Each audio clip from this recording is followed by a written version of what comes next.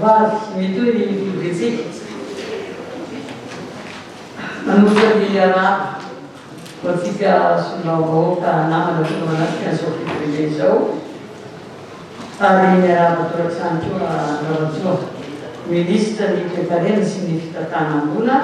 ary ny teknisiana zay miaradiaminy koa dia miangavinao ary zany rahajournaliste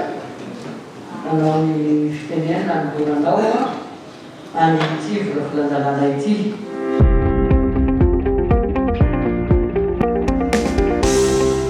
misaotra betsaka nanomeny fitenenana rahateneram-pirenena ramatoa sy andriamatoa isany fikambana ao amin'ny bromaharitry ny anteneram-pirenena ianareo filohan'ny groupe parlementaire rehetra manatrika eto ramatoa sy andriamatoa filohan'ny vomiera eo anivo ny anteneram-pirenena ramatoa sy andriamatoa solombavam-bahoaka rehetra azay tokolasy tokovavy faly-miarahaba Paletretena no ijononay manonanareo amin'izao andro amin'izao mitondra sahady ny teny firariantsoa izahay aty am-piandohana mba isikina fahasalamana hatrany isika rehetra endritsika hiatrehana izao asa mavesatra hiarahana mitajoroka izao mba ho lavitry ny rofy avokoa ny isika ao anatin'izao adidy tsikilalao izao ary indrindra ho lavitry ity valanaretina mampidi-doza Covid-19 ity izay miverina mandripaka olona maro indray moa izy tia maneran-tany. Atomboka amin'ny fanetanana fitandremana fahasalamana zany ny fotoanantsika aloha androany satria iaona matetika eto isika ka samy mba hiezaka atsiaro sy hitandrina ireo geste barrière rehetra takiny ny fiarovan-tena amin'ilay valanaretina. Izahay irery moa tsy izoviana aminareo fa ireo teknisianina rehetra avao amin'ny ministera ny toekarena sy fitantanam-bola. Izao izay mandray fitenenana ihany no tsy afaka mijoro amin'ny maha-teknisianina fotsiny sisa raha toa ka izay foana no nahafantaranareo ahatra amin'izay satria efa misalotra ny kasikety ny politika ankehitriny. Tsy misy moa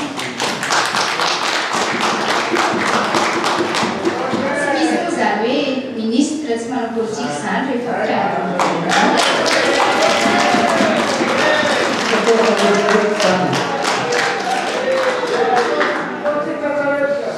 koa amin'ny anaran'ny gouvernementa ihany koa no ijoroko manonanareo manolotra ny volavolan-dalàna mikasika ny teti-bolam-panjakana 2020 sy 2020. Izany raha teo dia fanajana ny anjiny faharoa amby sivifolo ao amin'ny lalampanorena ny Republika ny Madagasikara. Raha ny fandaharam-potoana voaranay dia anomaraina no fanorana akapobeny entiny ministra manonanareo. Manomboka ny hariva kosa dia manomboka ny hariva hatramin'ny alatsinainy kosa dia adihevitra lalina momba ny votoatiny rehetra ao anatin'io RFI 2022 io. Andalo anazava tsirairay ao amin'ny vomiera misahana fitantanam-bola sy teti-bola avokoa iresy tale jeneraly rehetra iretsy ka afaka mametraka fanontaniana izay fanontaniana rehetra manitikitika anareo ianareo mandritra amin'izany assemblée izany. Hifarana amin'ny séance plénière ny fiaonantsika mahakasika ny RFI 2022 ka amin'ny atalata fahatelo amby roapolo ny volana novambra no anaovantsika izany séance plénière izany raha ny daty voaranay ka eo indray isika miverina eto afaka mametraka ny fanontaniana rehetra rehefa avy miaina mitatitry ny famakafakana nataon'ny vomiera. Raha tsy ahevina dia nankatoavy ny filakevitry ministra tamin'ny fafito amby roapolo ny volana oktobra lasa teo ity volavolan-dalàna atolotra ity. Dikan'izay dia rakitra ny lahara-pahamena napetraka fitondram-panjakana izao volavolan-dalàna izao. Ny tenako izay mijoro manohana azy dia manohana azy amin'ny anaran'ny gouvernement ary ny fanapa-kevitra rehetra hitantsika ao dia fanapa-kevitry ny gouvernement fa tsy hanomtokana na hanomitsy. Mbola entiko azavaina manaraka eo moa ny lalàna no diavina tamin'ny fandrafetana azy. Ny lalàna no diavina tamin'ny fandrafetana azy dia ny lalàna izay ahitana ny Ho an'ny taona 2024 manokana dia ireto avy ny fototra iorenan'ny vina ara-tsosiala sy ara-toekarena anatin'ity volavolan-dalàna ity. Voalohany dia ny fahataperany amin'ny anara-pahasalamana tamin'ny volana septambra nyity taona 2024 ity izay mamelona indray ny fanantenana iroborobonin'ny toekarena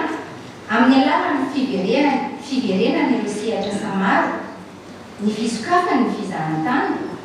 ny fanatanterahana ireo tetikasa maro toy ny fanamboaran-dalana, ny fanatsarana ny sehatry ny angovo, ny tetikasa ho fanohanana ireo indostria malagasy sy ny sisa izay mbola ho hitantsika amin'ny fanazavana ho avy eo. Manarak'izany dia anisan'ny orena nyty volavolan-dalàna ity ihany koa ny fitsinjovana manokana ireo faritra atsimon'ny nosy izay misedra ny fanjary-sakafo na ny kerea nandritry ny taona maro ny fanesy ka ezahantsika hitondrana vahaolana ao anatin'ny teti-bola-panjakana taona manaraka. Ny fanohizana ireo fanavaozana efa natonga indrindra ny fidirana tsikelikely amin'ny ahitao arakaziny indrindra eo anivon'ny ministera isantsokaziny dia anamarika ihany koa ny taona 2024. Manarak'izay tsy farany akory ary sady tsy kely indrindra dia mampiavaka manokana ity volavolan-dalàna ity ny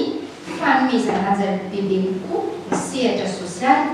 mba ho fanohanana ireo mbola hiarany voka-dratsy ny varanaretina COVID-19. Raha 345 milliards ariary ny totalin'ny teti-bola ny sehatra sosialy tamin'ny taona 2024 tafiditra anatin'izany ny sehatry ny fanabeazana, ny fahasalamana, ny ponina arin-drano dia ao anatin'ity volavolan-dalàna aroso amintsika eto ity dia ny totaly 713 milliards ariary izany. Izany hoe miainga eo amin'ny 345 tsika tonga teo amin'ny 713 milliards ariary. Raha zaraina amintsika koa ireo sehatry ny fampianarana ambony sy ny fampianarana teknika dia miainga teo amin'ny 156 milliards ny fitambarana tamin'ny taona 2024 ary 177 milliards kosa izy amin'ny taona 2024. Iarahantsika mahita moa sy mandrea ny olana maro izay atrehan'ny ministera fampianarana ambony amin'ny resaka volany vasim-pianarana ka ao anatin'ity volavolan-dalàna mikasika ny teti-bola-panjakana taona 2024 ity dia eo amin'izay lafiny resaka vasim-pianarana izay dia miakatra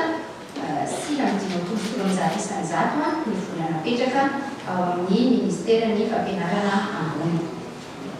Anisany tsy adino ihany koa ny nandray olana tamin'ny tsy fampiny teti-bola teto anivon'ny antenimieram-pirenena nandritry ny taona 2024 ka hitantsika ao fa raha 54 milliards ny teti-bola ny antenimieram-pirenena ny taona 2024 dia amin'ny taona 2024 kosa izy dia lasa 79 milliards.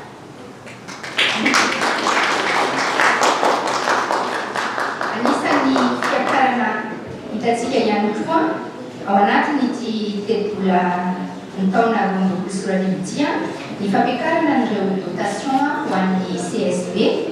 izay ahitantsika fiakarana hatramin'ny 20 isanjato. Mba ahafahantsika miatrika amin'izany rehetra izany dia tsy maintsy manatsara ny fidiram-bola isika. Sahala amintsika ao atokantrano ihany io manana vinavina mba te hanatanteraka asa dia tsy maintsy manomboka amin'ny manatsara ny fidiram-bola ao atokantrano aloha. Dia ohatr'izay ity Madagasikara ity no trano be hitambarantsika manana viny isika ho an'ny fanatanterahana ny asa ao anatiny ka mila tsaraintsika aloha ny fidiram-bola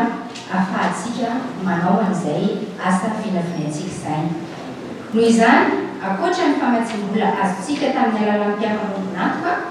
dia iarahantsika manatsara ihany koa ireo vola miditra azo avy amin'ny etra.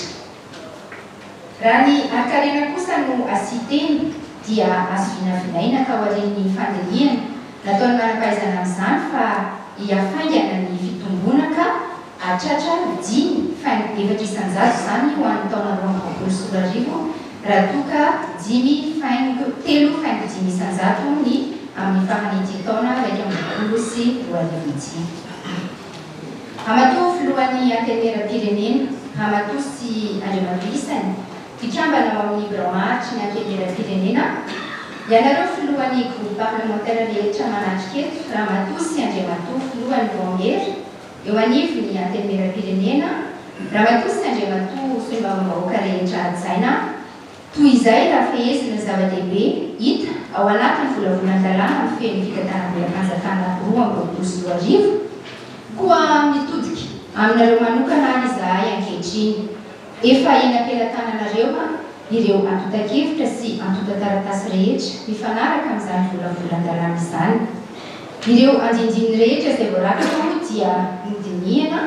sy nohafetina tao anatin'ny fitsinjovana ny tombotsoa ny vahoaka malagasy misady ihany koa nanajana ny orthodoxie financière izay tsy azontsika ialana ihany koa mba ametrahantsika ny atao hoe bonne gouvernance adidinay ny mitandro izany amin'ny mahaton'andraikitra voalohany amin'ny fitantanana ny volam-bahoaka ampanetry-tena tanteraka ary no itodiana aminareo solonam-bahoaka ianareo izay mahalala ny marary ny vahoaka nametrahana izy ireo nyfitokisana ary araka ny traikefanananareo sy ny fahefana izay apetraky ny raha-pandrenana aminareo nanao izay azo amin'ny natao ireo teknisiany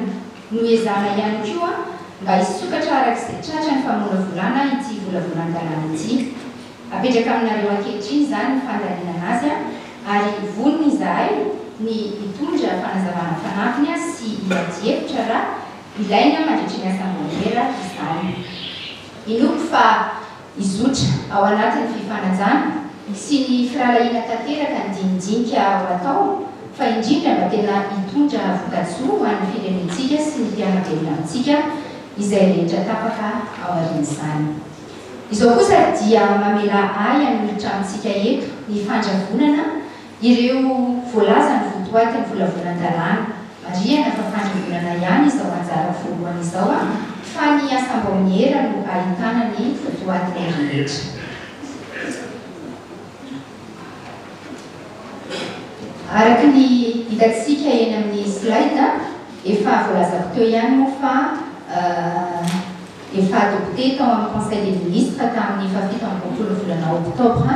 raika amby roapolo sy roa arivo ity volavolan-dalàna izay aroso amintsika ity volavolan-dalàna ity dia manaja ny endriky ny gouvernement vaovao izay nijoro tamin'ny volana aogositra raika amby roapolo sy roa arivo izany hoe ahitantsika ministera vaovao anankefatra ao anatiny ahitantsika vice-ministère anankitelo ary ahitantsika secrétaire d'État anankiray vaovao hitantsika ihany koa fa mamaritra ny lalan-tsaina izay nandrafetana nyty volavolan-dalàna ity ny fatapetany état d'urgence sanitaire tamin'ny volana septembre lasa teo ny fanokafana ny sistany Madagasikara ny fiverenan'ireo sehatrasa maro isan-karazany ary ny akamaroan'ireo fotodrafitrasa izay natao anatin'ity telo-bolana ity dia fotodrafitrasa entina makany amin'ny fampiakarana ny croissance ny Madagasikara arak'izay dia miazakazaka kokoa ny fampandrosoana amin'ny taona 2024 izy ny inflation fa tsy akatra be izany fa voafeh raha tamin'ity taona raika amby roapolo sy roa arivo ity dia eo amin'ny eo amin'ny 3.5 isan-jato eo ny croissance dia teo amin'ny 4 isan-jato kosa ny inflation amin'ny 2022 dia eo amin'ny 5.2 isan-jato ny croissance ary 4.2 isan-jato ny inflation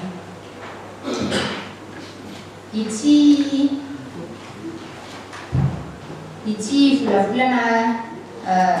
teti-bola roso amintsika eto ity dia narafitra avy amin'ny etaeta ny olona maro nanomboka tamina conférence budgétaire régionale izahay efa tamin'ny février 2021 no nanomboana ihanyizany ary nitoy ny nahazo vinavina marobe moa izahay tamin'izany fotoana izany maherin'ny 8 arivo ny etaeta voaranay nandritran'izany conférence budgétaire régionale zany izay nitetezana faritra roa amby roapolo dia ireo vinavina voaray avy eny amin'ny faritra ireo indray no nentina manoloana ny gouverneur dia nanaovana ny conférence de gouverneur tamin'ny volana septembre 2024 dia tafidina tany amina telonjato latsaka tany ny isan'ny vinavina rehefa naravina miaraka tamin'ireo gouverneur. Ankoatr'izay dia tsy adino ihany koa ilay colloque régional pour l'émergence du sud izay niarahana tamin'ny filoham-pirenena tany amin'ny faritra Atsimo-Nosy tamin'ny volana Jiona 2022 izay hitantsika taratra atao anatiny ity teti-bola ny taona 2022 ity. Tsy adinontsika ihany koa ny manaja ireo engagement izay nataontsika eo amin'ny sehatra iraisam-pirenena. Raha nahazo DTS tamitetina 1300 milliards isika tamin'ny titoandia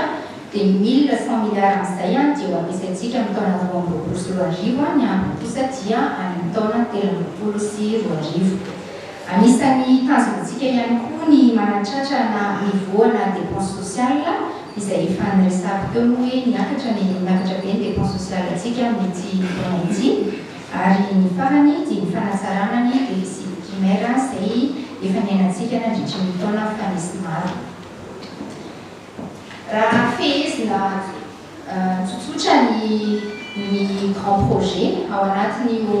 PLFI 2021 dia anisan'ny hitantsika taratra ao ny investissement ho an'ny émergence sy ireo promesse présidentielle izay tanterantsika nandritra ny taona 2022. Eo amin'ny sehatry ny santé dia ahitantsika fanamboarana CSB sy hôpitaly maro ao anatin'ity teti-bola ny taona 2022 ity. Ahitantsika fampidirana mpiasa maro ihany koa eo anivon'ny fahasalamana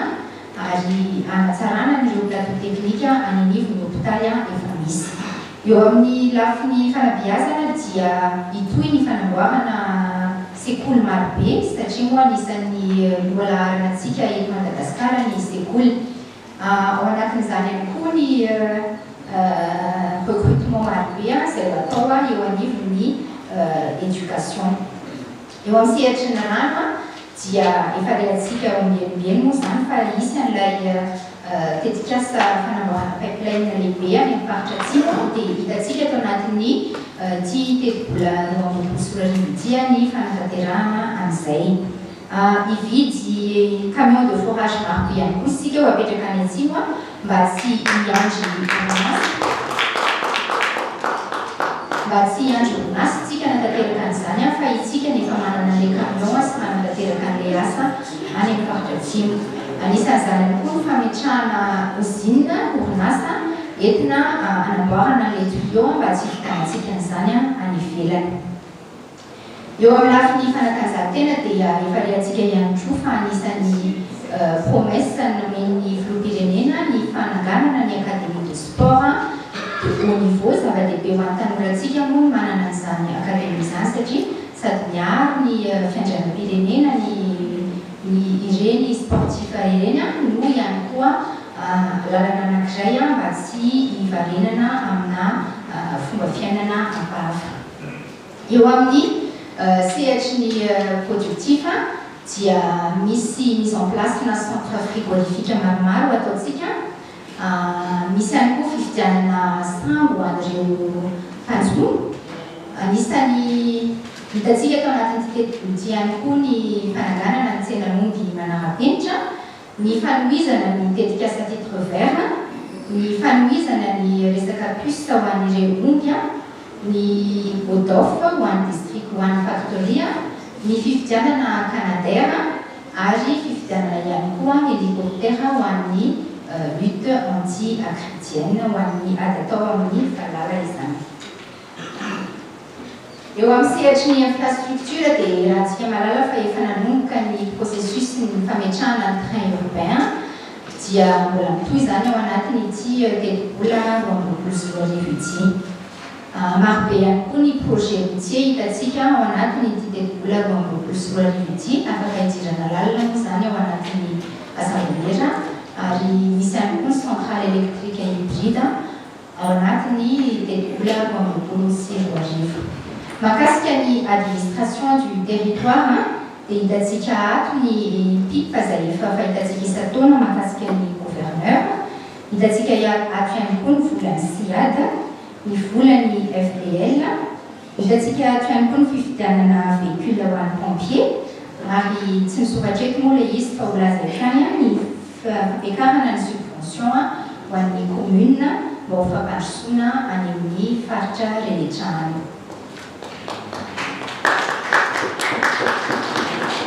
Misy ihany koa ireo fotodrafitrasa izay efa natonga tamin'ity taona ity ka mbola ho tohizana amin'ny taona 2024 anisan'izany ilay flyover, anisan'izany ihany koa ny nouvelle ville Tanamasoandro ary ireo périmètre irrigué marobe izay sahan'ny ministèren'ny fambolena. Ireto manaraka ireto kosa dia azo lazaina hoe fepetraka manokana ao anatiny ity volavolana telopolo taona 2024. Voalohany dia mitazomina tsy mihoatra ny 380 milliards ariary ny vola fanampiana ho an'ny GRA, ary efa tafiditra ao anatin'izay ny consommation ny fanjakana amina jiro sy rano. Anisan'ny hitantsika efa resaka teo ihany koa ny recrutement marobe amin'ny taona 2024. Misy 22 914 ny poste budgétaire vaovao amin'ny taona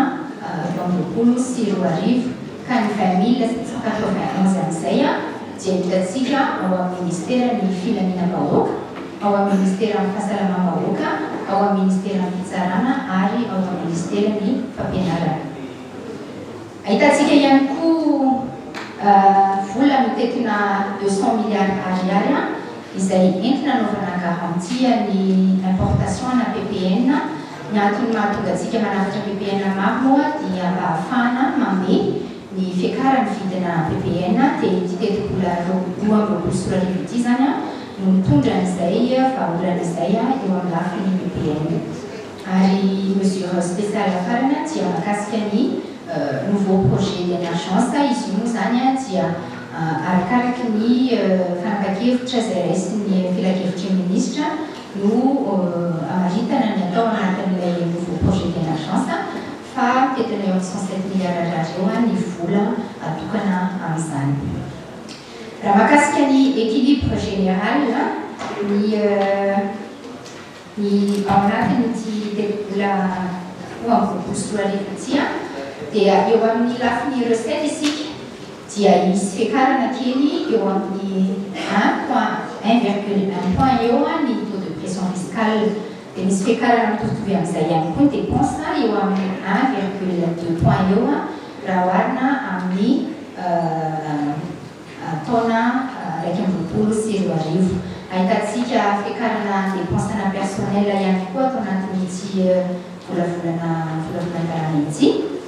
Misy fiakarana mazava ho azy ihany koa ny dépense d'investissement satria anisan'ny plan de relance économique antsika moa ny fanaovana fotodrafitrasa maro, ary ny fonctionnement kosa dia miezaka mametena ny administration manapidinana ny dépense de fonctionnement. Raha resaka déficit zany isika dia nahitana recul ny déficit base caisse atsika raha ohatra ka -6,6% izy tamin'ny 2021 dia -6,1% kosa amin'ny 2022. Ny déficit primaire kosa dia niatsara raha -1,3% izy tamin'ny 2022, raha -2,5% izy tamin'ny 2021 dia -1,3% izy amin'ny 2022. Toy izao kosa ny endriky ny fizaran'ny dépense arakaraky ny secteur. Amin'ny sisiny ankavia isika mahita ny fizarana tamin'ny LFR 2021 par rapport amin'ny budget total ny budget zany dia ireo isanjato hitantsika ireo no hoe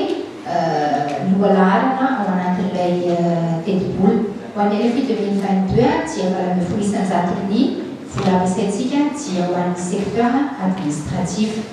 Ho an'ny secteur sécurité sy administration du territoire dia 20 isanjato ny total BNT telopolo antsika no atokantsika amin'izany. Ny secteur productif kosa dia 20% ny secteur infrastructure dia 30% ary secteur social la efa teneko teo hoe io moa zany no alaharantsika amin'ity taona 2024 dia io mamitana ny ampahany be indrindra ao anatin'ny budget 30% ny telopolatsika amin'ny taona 2024. Toy izay tompony fehina sy ny fanazavana ny volavolana telobola taona 2024 atolotra amin'ny fankatoavantsika rehetra sy atolotra amin'ny ady hevitritsika androany.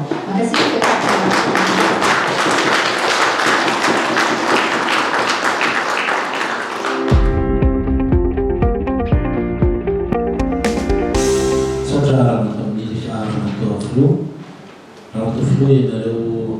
kambana maharitra atao ministre sy ny teknisianina rehetra miaraka aminy tsika sombarovahoaka ajaina isany salama tovovavy salama tovolahy tsy dia mbola fanontaniana aloha satria efa mazava teo ny fomba hitondrantsika ny adevitra ao anatin'ny asam-baomera na rentanina rehetrarehetra mba ho anatrika ny amin'izay mba ahafana tsara sy hipaka tsara any amin'ny tena ifaharan'ny izao telopolo mpanjakana ao taona 2020 sy 2020 zao isika fa ny efa arosoko avy hatrany dia tsy hoe mitoka angamba fa zay vao tena hoe hipa na dia mbola tsy namaky azy dia tena nazava be ny tondrana azy teo raha tsika rehetra mifampitsipisika ny député teo na amin'ny endrika na manazava azy mahita koa ny mpanao gazety angamba fitena miavaka dia miavaka.